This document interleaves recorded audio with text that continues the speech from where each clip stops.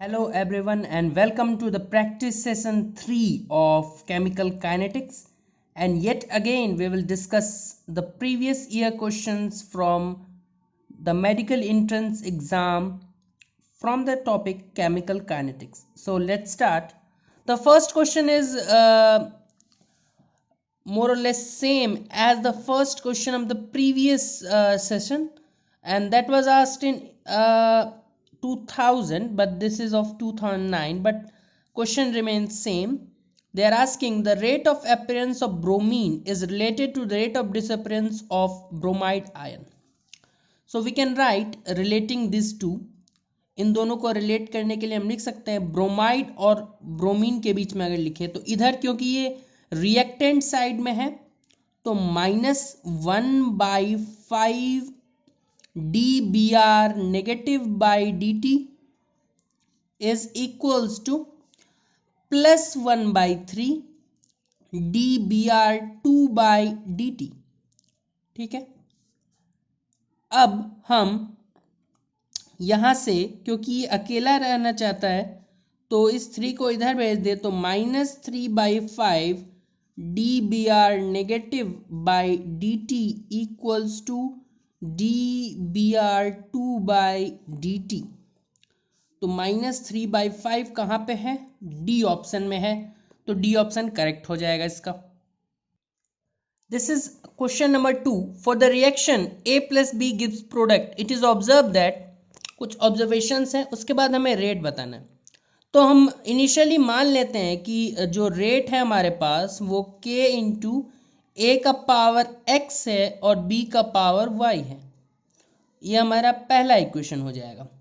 अब जो पहला ऑब्जर्वेशन क्या है, on doubling the initial concentration of A only, मतलब ए को डबल कर दिया, ओनली ए मतलब सिर्फ ए को, बी को हमने क्या किया ये नहीं पता, मतलब कुछ किया नहीं, बी को एज इट इज रहने दिया, लेकिन हम ऐसे लिख देते हैं बी पावर वाई, यहाँ पे के।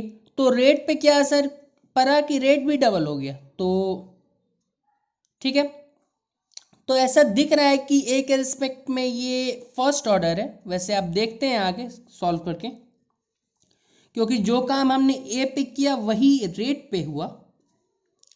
दूसरा बोल रहा हूँ doubling the initial concentration of both A and be the change bye a factor of 8 in the rate, मतलब रेट 8 टाइम्स हो गया अगर हम ए को भी डबल कर दें और बी को भी डबल कर दें। ठीक है, तो अब ऐसे में हम क्या करते हैं कि एक एक करके डिवाइड कर देते हैं। 3 को 2 से डिवाइड कर देते हैं तो 8r/2r that will give you 4, के कैंसिल हो जाएगा, यहाँ से 2 पावर ये भी जो टर्म है ये कंप्लीटली कैंसिल हो जाएगा, यहाँ से 2 का पावर y बचेगा। ठीक है, और b का पावर y भी कैंसिल हो जाएगा, तो 2 स्क्वायर इज 2 पावर y, तो y इक्वल्स टू 2। ठीक है, मतलब ये b के रिस्पेक्ट में सेकेंड ऑर्डर है, तो या तो ऑप्शन ए होगा या बी। अब दिख रहा है कि ऑप्शन बी होना चाहिए, वैसे सॉल्व कर लेते हैं क्योंकि ए के रिस्पेक्ट में फर्स्ट ऑर्डर है, ये तो हमने देख लिया था। अब सेकेंड को फर्स्ट से डिवाइड कर दे तो 2r divided by r will give you 2, ये कैंसिल हो जाएगा, यहाँ से 2 पावर x बाहर निकलेगा और a पावर x तो कैंसिल ही हो जाएगा, और ये टर्म दोनों कैंसिल। तो यहाँ से दिख रहा है कि x का वैल्यू 1 आ रहा है, तो a के रिस्पेक्ट में फर्स्ट ऑर्डर और b के रिस्पेक्ट में सेकेंड, तो a के रिस्पेक्ट में फर्स्ट, b के रिस्पेक्ट में सेकेंड, तो b ऑप्शन इसमें हो जाएगा सही। देख ले ध्यान से इसको। Half life period of a first order reaction is 1386 seconds. The specific rate constant of the reaction is, half life for the first order is 0.693 divided by t half, rate, इसको स्पेसिफिक रेट कांस्टेंट हम बोलते हैं, तो 0.693 और divided by specific rate constant, क्योंकि हमें निकालना है तो k को उधर भेज देते हैं 0.693 बाई टी हाफ। अब टी हाफ का वैल्यू हमें गिवन है 1386 सेकेंड्स, यहाँ से 10³ नीचे आएगा और ये 2 टाइम्स में कैंसिल हो जाएगा। हाफ इंटू 10⁻³ मतलब 0.5 इंटू 10⁻³ हो जाएगा ऐसे। हाफ इंटू 10 ये ऊपर जाएगा तो पावर -3, ठीक है। तो 0.5 into 10⁻³ which is your B option. तो इसको भी ध्यान से देखें, आसान ही क्वेश्चन था ये भी। ये क्वेश्चन है AIPMT 2010 का। रिएक्शन गिवन है, the value of rate of disappearance of N2O5। N2O5 का रेट ऑफ डिसअपीयरेंस गिवन है, rate of formation of NO2N। पहले तो लिख लेते हैं कि होना क्या चाहिए। तो -1/1 dN2O5 by dt will be equal to +½ dNO2 by dt, और 1/½ करेंगे तो 2 हो जाएगा प्लस साइन के साथ, dO2 by dt। ये हो रहा है। अब गिवन क्या है, rate of disappearance of N2O5 given है 6.25 इंटू 10⁻³ ये गिवन है 6. साइंस बस ये दिखाते हैं कि कौन डिक्रीज कर रहा है कौन बढ़ रहा है समय के साथ, तो उस पर अभी फोकस नहीं करेंगे। 6.25 इंटू 10⁻³, ठीक है। तो NO2 का चाहिए तो इस 2 को इधर शिफ्ट कर देंगे, तो NO2 का मिल जाएगा 2 टाइम्स। अगर हमें डायरेक्टली इसका निकालना है तो इस 2 को इधर शिफ्ट कर देंगे, तो ये बन जाएगा 6.25 मतलब 12.5 इंटू 10⁻³, ठीक है। तो this is nothing but 125 into 10⁻⁻⁴, ठीक है। तो ऑप्शंस की ओर देखें तो 1.25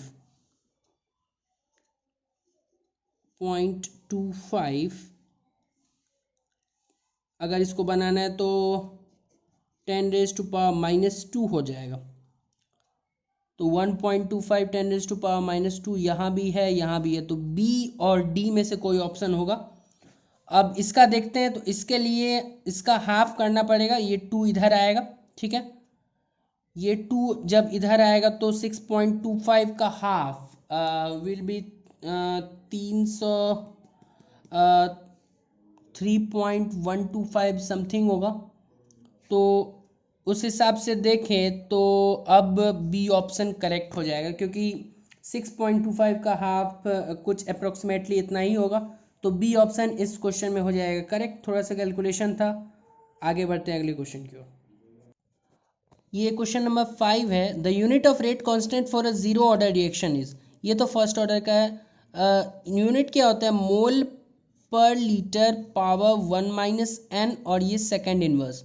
क्योंकि ये जीरो ऑर्डर बोल रहा है तो n का वैल्यू 0, तो सिंपली मोल हो जाएगा पर लीटर का पावर 1, तो मोल और लीटर का पावर -1, सेकेंड का पावर -1, मोल लीटर का पावर -1, सेकेंड का power -1, which is your A option. अगर ये जीरो ऑर्डर है तो मोल लीटर का पावर -1, सेकेंड का पावर -1।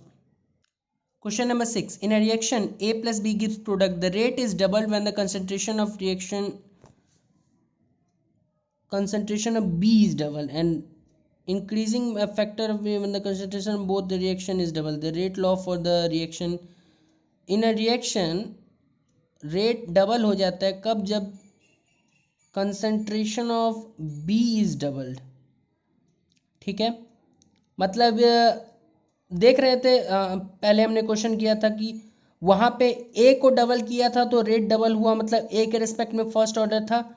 यहाँ पे रेट डबल कब हो रहा है, जब हमने बी को डबल किया, मतलब बी के रिस्पेक्ट में फर्स्ट ऑर्डर होगा। इतना तो क्लियर हो गया। तो बी के रिस्पेक्ट में first order, and the rate increases by a factor of 8 when the concentration of both reactants are double. तो दोनों को अगर डबल किया तब 8 गुना हो गया। मतलब हम क्या समझ सकते हैं कि बी के रिस्पेक्ट में तो फर्स्ट ऑर्डर था ही, अब करके देख लेते हैं, और ए के रिस्पेक्ट में क्या हो जाएगा, सेकंड ऑर्डर, तभी वो टोटली 8 मिल पाएगा। पहले हम रेट मान लें कि ए पावर एक्स और बी पावर वाई, फिर रेट डबल हो गया जब हमने सिर्फ बी को डबल किया, रेट 8 गुना हो गया जब हमने दोनों को डबल किया। ठीक है, इक्वेशंस का नाम दे देते हैं 1 2 3। 3 को 2 से करेंगे डिवाइड तो 4 इक्वल्स टू 2 पावर x बचेगा, तो x का वैल्यू 2 आ गया। ठीक है, और सेकेंड को फर्स्ट से डिवाइड करेंगे तो 2 इक्वल्स टू 2 पावर y, तो y इक्वल्स टू 1। तो b के रिस्पेक्ट में फर्स्ट ऑर्डर, a के रिस्पेक्ट में second order, D option. Similar था पहले किए गए क्वेश्चन से। AIPMT 2012 का है, in a zero order reaction for every 10 degree rise of temperature the rate is double. ठीक है, ये तो आसान क्वेश्चन है, डायरेक्टली हम कर ही सकते हैं कि 10 से 100 जाएंगे तो 10 से 20 जाएंगे, 2 गुना होगा। 20 से 30 जाएंगे तो 4 गुना, 30 से 40 8 गुना, 40 से 50 16 गुना, 50 से 60 32 गुना, 60 से 70 64 गुना, 70 से 80 128 गुना, 80 से 90 256, और 90 से 100 512 गुना हो जाएगी। आप डायरेक्टली कर सकते हैं कि हर एक 10 डिग्री राइज पे डबल हो रहा है, तो उस हिसाब से हम देख सकते हैं। ये क्वेश्चन हमने किया भी था पिछले लेक्चर में, तो आपको पता होगा कि ये सिंपल है, ये खुद ही यहाँ पे बोल दिया कि 10 डिग्री पे डबल करना है, तो उस हिसाब से हम देख सकते हैं कि रेट कितना होगा, तो 512 गुना हो जाएगा। Question number 8. For the reaction between A and B, the order with respect to A is 2. Order with respect to A is 2 and with respect to B is 3. The concentration of both A and B are double. दोनों को double कर दिया। The rate. अच्छा, तो अगर हमने A को double किया और B को भी डबल कर दिया है, तो ये 2 स्क्वायर विच इज़ 4 इधर से आएगा और 8 इधर से आएगा, बाकी चीज़ एज इट इज़ रहेगा। ठीक है, अब ये चीज़ हमने रेट बोला है तो 32 इंटू आर, ये जो नया रेट हम निकाल रहे थे वो जो हो जाएगा वो 32 गुना हो जाएगा पुराने रेट से, तो सी ऑप्शन करेक्ट हो जाएगा। बेहद आसान क्वेश्चन था ये भी। क्वेश्चन नंबर 9 है हमारे पास, a reaction is 50% completed in 2 hour and 75% completed in 4 hour, the order of the reaction is. हमने इसे पिछले लेक्चर्स में बहुत डीपली समझा था कि time taken to complete 75% reaction is given as 2 times the time taken T half, मतलब simply 50% complete होने में। ये कब था, फर्स्ट ऑर्डर के लिए। ठीक है, अब देखें 50% में 2 आवर लग रहा है, 75% में उसका 2 गुना मतलब 4 आवर लग रहा है, तो ये इस के हिसाब से चल रहा है।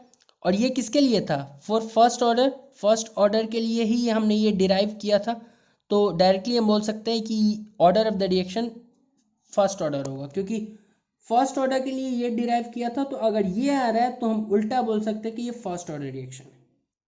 Question number 10, when initial concentration of a reactant is double in a reaction, the half life period is not affected, the order of the reaction is T half 0.693 upon K होता है। कब, ये इनिशियल कंसंट्रेशन पे निर्भर नहीं करता है first order के लिए। अगर जीरो ऑर्डर के लिए तो डायरेक्टली है और उसके बाद से नीचे डिनोमिनेटर में आने लगता है, लेकिन यहाँ पे कहीं भी आपको नहीं दिखेगा इनिशियल कंसंट्रेशन पे डिपेंडेंस, तो फर्स्ट ऑर्डर, क्योंकि आप कुछ भी कर लें इनिशियल कंसंट्रेशन पे टी हाफ का वैल्यू सेम रहेगा, बस वो के पे डिपेंड करता है, तो इस हिसाब से ये फर्स्ट ऑर्डर हो जाएगा, ऑर्डर ऑफ द रिएक्शन। तो हमने और भी कुछ क्वेश्चंस कर लिए जो प्रीवियस ईयर मेडिकल एंट्रेंस में आए हुए थे। बहुत बहुत धन्यवाद आपका।